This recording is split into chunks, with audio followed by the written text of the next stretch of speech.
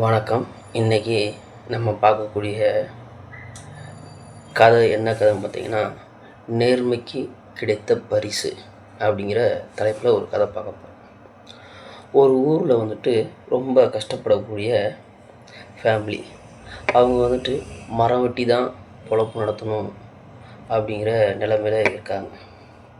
அப்படி ஒருத்தர் மரம் வெட்டி பொழப்பு நடத்த அவர் ஒரு ஆற்றங்கரை ஓரமாக மரம் வெட்டுறாரு. அவர் வெட்டக்கூடிய அந்த கோடாரி அந்த ஆற்றுக்கு உள்ளே விழுந்துருது. அப்போது அந்த மரம் வெட்டக்கூடிய அந்த தொழிலாளி அந்த ஆற்றங்கரை ஓரமாக உட்காந்து அழுகிறாரு. நம்மக்கிட்ட இருக்கிறதோ அந்த ஒரு கோடாரி தான், அதுவும் இப்படி ஆற்றுல போயிடுச்சே அப்படின்னு சொல்லி ரொம்ப உட்காந்து அழுதுகிட்டு இருக்காரு.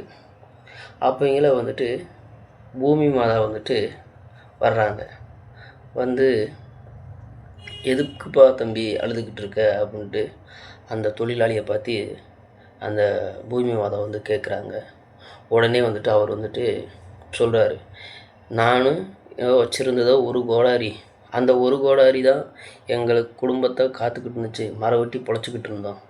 அந்த கோடாரியும் இப்போ ஆற்றுக்குள்ளே விழுந்துருச்சு, ஆற்று அடிச்சிட்டு போயிடுச்சு அப்படின்ட்டு அந்த மரம் வெட்டக்கூடிய அந்த தொழிலாளி கடவுள்கிட்ட முறையிடுறாரு. அப்போது அந்த கடவுள் பூமி மாதா அவர் ஒரு சோதனை பண்ணுறாங்க. அப்போது முதல்ல ஒரு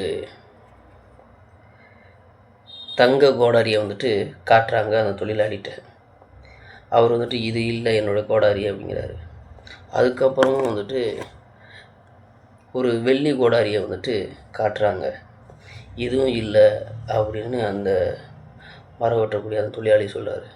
கடைசியாக அவருடைய கோடாரியே கடவுள் பூமி மாதா காட்டுறாங்க.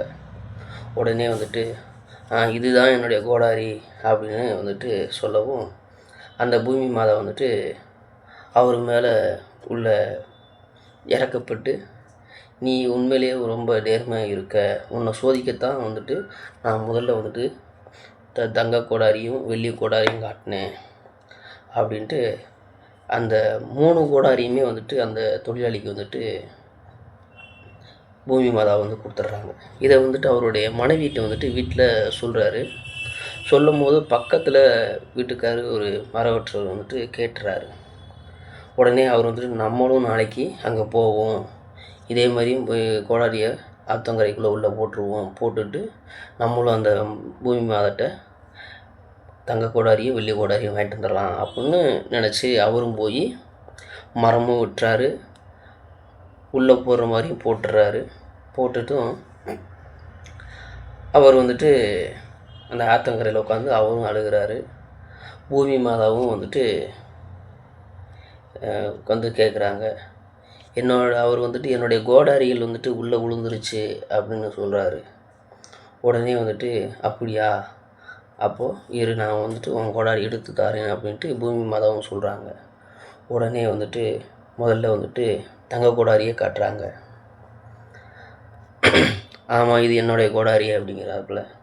அதுக்கடுத்து வெள்ளி கோடாரியும் காட்டுறாங்க. ஆமாம், இது என்னுடைய கோடாரி அப்படின்னு சொல்கிறாங்க. கடைசியில் இரும்பு கோடாரியை காட்டுறாங்க. இது இல்லை என்னுடைய கோடாரி அப்படிங்கிறாரு. உடனே பூமி மாதா மறைஞ்சிடுறாங்க. மறைஞ்சதுக்கப்புறம் அவங்ககிட்ட ஒரு கோடாரியுமே இல்லாமல் ஆகி போயிடுது. ஏன் அப்படின்னா, கடவுளுக்கிட்ட ஏமாத்துறது அவருக்கு நேர்மைக்கு கிடைச்ச பரிசு. ஒருத்தர் ஏமாற்றி தான் கிடைக்கணும் அப்படின்னா எதுவும் கிடைக்காது. நேர்மைக்கு என்றைக்குமே மதிப்பு உண்டு அப்படிங்கிறத இந்த கதை உங்களுக்கு உணர்த்தும். நன்றி, வணக்கம்.